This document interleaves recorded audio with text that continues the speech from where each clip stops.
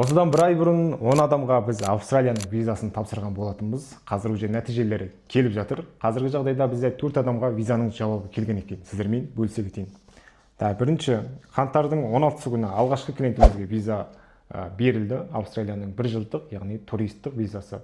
Осыдан кейін 10 күннен кейін қаңтардың 26 күні екінші адамымызға виза берілді. Австралияның, яғни туристік 1 жылдық визасы.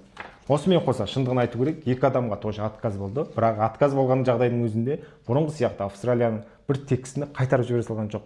Не себептен отказ болған, қандай құжат кем болған, және де қайта тапсыратын болса, қандай құжаттар қажет екенін толықтай түсініктеме жазып жіберген.